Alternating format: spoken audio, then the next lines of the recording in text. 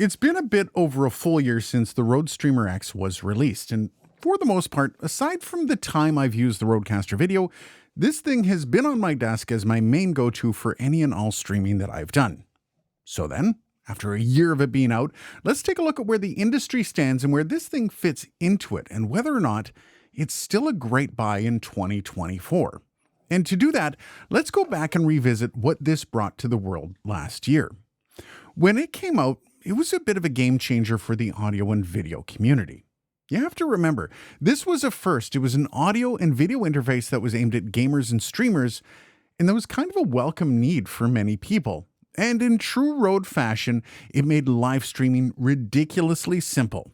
Of course, there were a few other benefits as well, with all the DSP for your microphone audio and all the streaming goodies that came along with Unify working alongside of it. And then just to finish that brag off, it had dual USB, 4K 30 support, 4K 60 throughput. And then to cap that all off, there was 3 different ways to get your voice into this thing. You had XLR, wireless, and headset. Rode spared almost no expense with this thing. And yes, there were more than a few voices that cried out for more video sources, and I can kinda see why. It almost felt like it left out console gamers who wanted their face on the screen as well as their game. And I can actually see that as a bit of a pain point for some. Absolutely no doubt. But you kind of have to look at what this StreamerX represented to Rode to understand this. You see, I still contend that this was a test model for the Rodecaster Video that came out earlier this year. This was the unit that Rode needed to prove that not only could they do it, but that people would want it and buy it. And that is an important distinction. Generally speaking, you want companies to kind of stay in their lane because, for the most part, it is really hard to deviate from what your company is known for. Historically, if a company is good at one thing, to drop a bunch of time and money into the R&D of a product completely outside their range only takes away from their forward momentum on that one thing that they're good at. Rode, however, has been breaking that rule for a few years now, and quite successfully. If you look at their history, it's nothing really new for them either.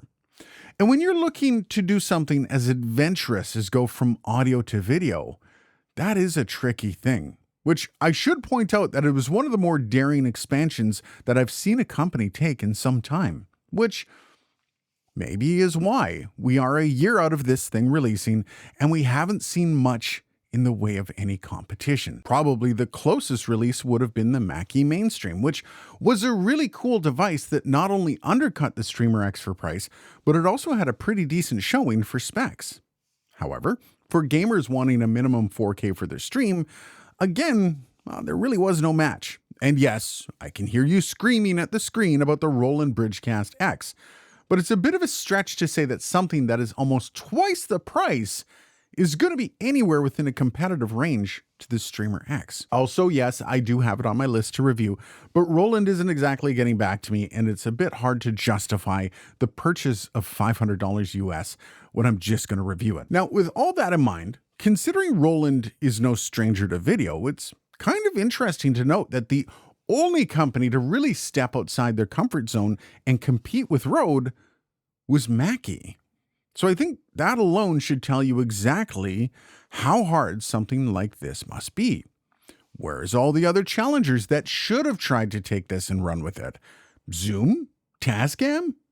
Anyone? Or has the rest of the industry just decided that the investment isn't worth the potential risk of failure?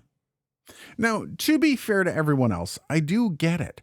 Few companies have the setup to just crank something like this out, or perhaps even the setup to even be capable of trying. Which I think brings us back to the initial question of this video. Is this, the StreamerX, still the best buy at this price point for an interface with a capture card?